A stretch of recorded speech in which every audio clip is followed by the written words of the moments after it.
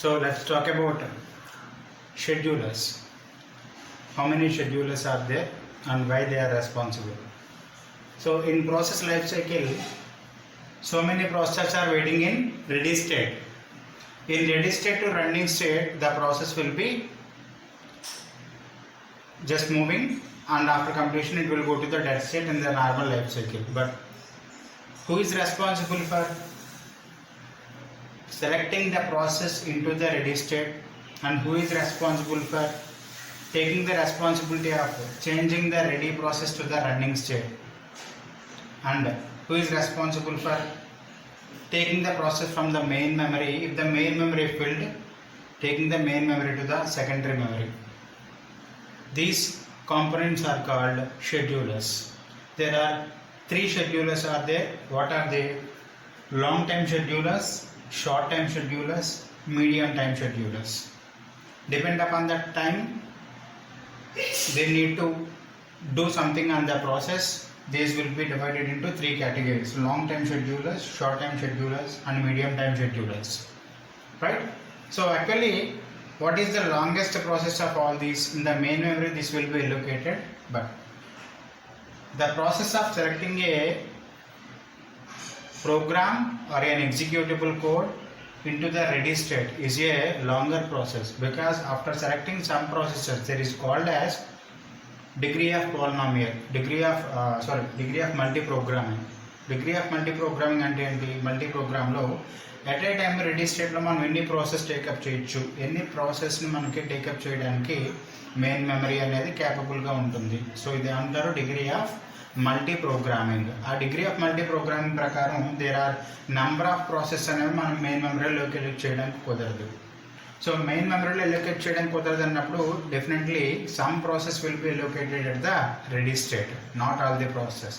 After selection of some processes, after completion of these processes only, there is an opportunity, there is a chance to select more processes from the secondary memory. So this is a long time decision. What is the long term decision? After selection of some processes, it has to concentrate upon completion of those processes. Right? After completion of those processes only, there is an opportunity, there is a chance of selecting new process or a new program into the main memory and execute it. So it is a long time decision, right? So for this long time decision, the scheduler will be called as long time scheduler. So which is responsible to selecting all these processes into the ready state? Long time scheduler. Long time scheduler, the most important thing. Long time scheduler. So long time scheduler is now responsible for what? Selecting the processes into the ready state. How many processes are actually capable, and what is the degree of that multi-programming depend upon the long time scheduler. We select all these processes, right? So let me discuss some point. When long time scheduler selecting these processes, there is a two different types of processes are there. How many? There is a two different types of processes are there. Some process may use the highest CPU time. Let us suppose in 100% processing time, some processes are using 90% of CPU time and only 10% of IO time.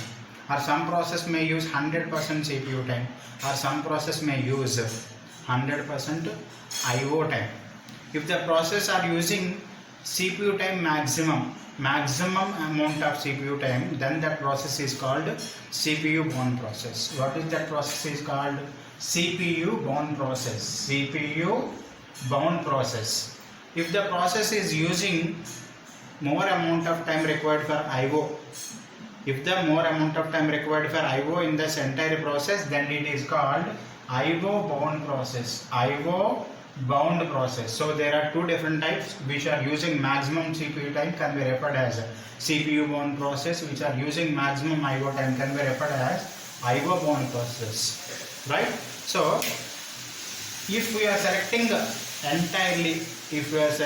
entirely CPU bound process, మనకున్న 10 process అనేది degree of multi programming అనుకుంటే 10 processes CPU bound process select చేసుకున్నాం అనుకోండి, అప్పుడు ఏం జరుగుతుంది? Ready స్టేట్లో చాలా టైం మనకి ఆ ప్రాసెసర్ని ఆగాల్సి ఉంటుంది, ఎక్కువ టైం వెయిట్ చేయాల్సి ఉంటుంది. ఎందుకు వెయిట్ చేయాలి? ప్రతి ప్రాసెస్కి కంప్లీట్గా CPU టైం మాత్రమే రిక్వైర్ అవుతుంది. అంటే ఒక ప్రాసెస్ కంప్లీట్గా రన్నింగ్ అయితే కానీ ఒక ప్రాసెస్ని మ్యాక్సిమం CPU యూటిలైజ్ చేసుకున్నప్పుడు ఆ ప్రాసెస్ కంప్లీట్ అయితే కానీ ఎప్పుడు మనం వెయిటర్ బ్లాక్ తేగలం ఇక్కడ? ఎప్పుడు మనం వెయిటర్ బ్లాక్ స్టేట్లోకి ఆ ప్రాసెస్ వస్తుంది? ఏదైనా ఒక ప్రాసెస్ IO టైం రిక్వైర్ అయినప్పుడు. But CPU time maximum requirement అంటే IO టైం అనేది తక్కువ రిక్వైర్మెంట్లో ఈ ప్రాసెసెస్ కంప్లీట్ అవ్వడానికి మ్యాక్సిమం మనం తీసుకున్న ఒక process CPU time maximum complete అవ్వడానికి రిమైనింగ్ ప్రాసెస్ అన్ని వెయిట్ చేయాల్సి వస్తుంది. సో అలాంటప్పుడు ఇక్కడ మనకి ప్రాసెస్ వెయిటింగ్ టైం అనేది ఎక్కువ అవుతుంది.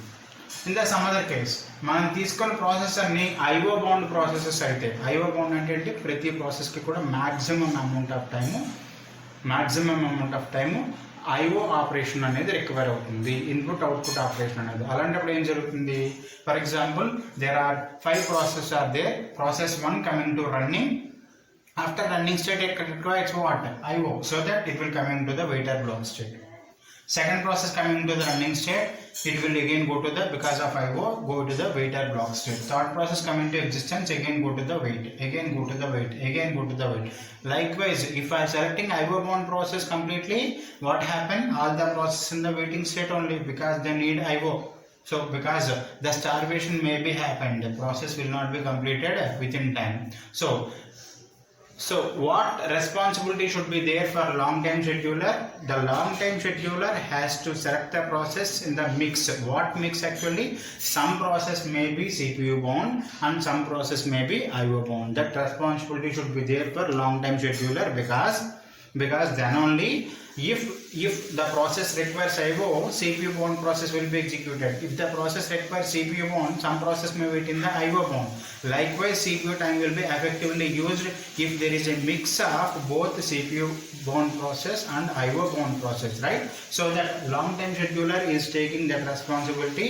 What that responsibility? Selecting the mix of both CPU bound and IO bound, right? What is the second scheduler? Short time scheduler, where it will be used where the processes requires very short time. Whenever you need to observe what is happening in the process life cycle at the very short time, then short time scheduler will be used. Where is the actual requirement of short time scheduler? From the ready state to the running state, because there are multiple processes are waiting in the ready state. It has to observe each and every second, each and every movement. It has to observe whether the process requires any IO, or whether the process completed the time quantum, or any other priority process we need to go to the running state, right? ఏదైనా process మనకి ఇక్కడ IO బౌండ్కి వెళ్ళాల్సి ఉంటే కొత్త ప్రాసెస్ని running స్టేట్లోకి పంపించాలా? ఈ process యొక్క time quantum అయిపోతే ఈ ప్రాసెస్ని మళ్ళీ తీసుకొచ్చి రెడీ స్టేట్లో పెట్టాలా? ఏదైనా హైయెస్ట్ ప్రయారిటీ వస్తే ఇక్కడ ఉన్న ప్రాసెస్ యొక్క ఎగ్జిక్యూషన్ ఆపి ప్రయారిటీ ఉన్న ప్రాసెస్ని రన్నింగ్ స్టేట్లోకి పంపించాలా? ఇలాంటి డెసిషన్స్ అన్ని వెరీ షార్ట్ మూమెంట్లో జరగాలి. అలా షార్ట్ మూమెంట్లో జరగాలి కాబట్టి అక్కడ ఆ ప్రాసెస్ని మనకి ఆ విధంగా షార్ట్ టైంలో అబ్జర్వ్ చేసి ఆ ప్రాసెస్ అంతా జరగడానికి కారణం ఎవరు? Short time scheduler. నౌ ఈ షార్ట్ టైం షెడ్యూలర్ని ఇక్కడ ఈ డిస్పాచ్ చేస్తుంది కాబట్టి షార్ట్ టైం షెడ్యూలర్నే డిస్పాచర్ అని కూడా పిలుస్తూ ఉంటాం మనం. What is short time scheduler? Also called as dispatcher, which will dispatch the processes according to the requirement. It will just change the ready state process to the running state according to the requirement, and that decision should be made by the short time scheduler within the short amount of period. So that short time scheduler is responsible for what? Dispatching the process at the required time, right? What is the next producer? Medium time scheduler. What is meant by medium time scheduler? In these processes, if the main memory is filled, in the previous example I told you, there is a degree of multi-programming. If 10 processes are waiting here, if the 11th process comes which is having highest priority, 11th process అనేది highest ప్రయారిటీతో వచ్చినప్పుడు ఈ 10 ప్రాసెస్లో ఏదో ఒక దాన్ని eliminate చేయాల్సి ఉంటుంది. ఆ ఎలిమినేట్ చేసిన ప్రాసెస్ని IO ఉన్నంతసేపు సెకండరీ మెమరీకి పంపించాల్సి ఉంటుంది. అలా మనకి హైయెస్ట్ ప్రయారిటీ ఉన్న ప్రాసెస్ వచ్చినప్పుడు దాంట్లో ఉన్న ప్రాసెస్ మెయిన్ మెమరీలో ఉన్న ప్రాసెస్ని సెకండరీ మెమరీలోకి పంపించడం అనే ఆ మెకానిజంని స్వాపింగ్ అనేసి పిలుస్తారు. What it should be called as swapping, right? ఈ స్వాపింగ్కి మీడియం టైం రిక్వైర్మెంట్ ఉంటుంది. ఎందుకు అంటే ఈ ఐఓ బౌండ్ అయిపోగానే నథింగ్ బట్ ఈ ఐఓ ఆపరేషన్స్ అయిపోగానే మనకి ఇక్కడ ఎంత టైం ఇంకా రిమైనింగ్ ఉంది అనేది చూసుకుని దాన్ని సెకండరీ మెమరీలోకి పంపించాలి. సెకండరీ మెమరీలో మళ్ళీ మనకి ఇక్కడ ఇమీడియట్గా ఐఓ అనేది కంప్లీట్ అయిపోతుంది. It take some time. After that completion of IO it may again go to the wait or block state main మెమరీలోకి తీసుకోవాల్సి ఉంటుంది. సో మీడియం టైంలో జరిగే ఆపరేషన్స్ కాబట్టి ఈ మీడియం టైంలో జరిగే ఆపరేషన్స్ అనే స్వాపింగ్ అనే పర్టికులర్ మెకానిజంలో మనం యూజ్ చేయాల్సింది medium time scheduler. Medium time scheduler, right?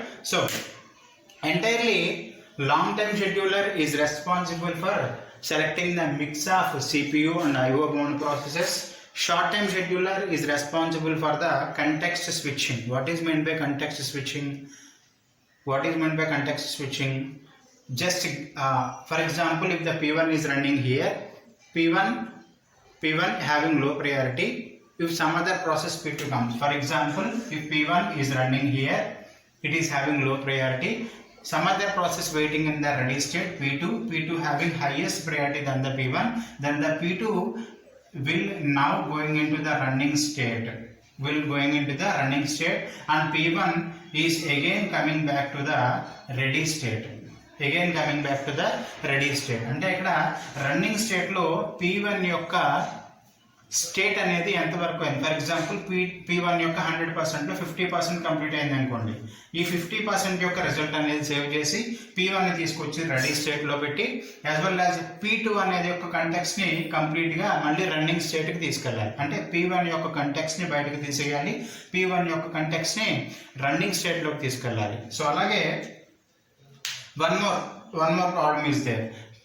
ఒకవేళ దీంట్లో కంటెక్స్ట్ మనం సెలెక్ట్ చేసేటప్పుడు, కంటెక్స్ట్ స్విచ్చింగ్ చేసేటప్పుడు ఏదైనా ఒక ప్రాసెస్కి చాలా హైయెస్ట్ కంటెక్స్ట్ ఉందనుకో, లాంగ్ కంటెక్స్ట్ ఉంటే అలాంటి లాంగ్ కంటెక్స్ట్ ఉన్నప్పుడు ఏమవుతుంది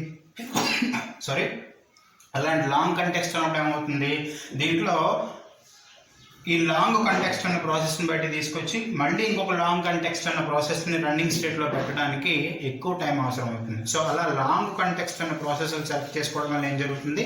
it take more time for context switching. So అలా లాంగ్ టైం మన ప్రాసెస్ని ఎప్పుడు వర్కౌట్ చేయాలి, ఆ లాంగ్ టైం కంటెక్స్ట్ వల్ల టైం వేస్ట్ అవ్వకుండా ఏ విధంగా మనకి వర్కౌట్ చేసుకోవాలి అనేది షార్ట్ టైమ్ షెడ్యూలర్ యొక్క responsibility. So short time scheduler is responsible for what? Context switching. Again medium time scheduler is responsible for what? Swapping. When ever the main memory filled, the inactive process, the IO bound process will be getting out of the main memory and put in the secondary memory, that called as swapping. That swapping will be done by the medium time scheduler, since this swapping process, this IO completion process has to observe at the medium level time. Okay, these are the three different processes like long time scheduler, short time scheduler and medium time scheduler, which is used for these all process life cycle switching, nothing but changing one process state to the another process state. Okay.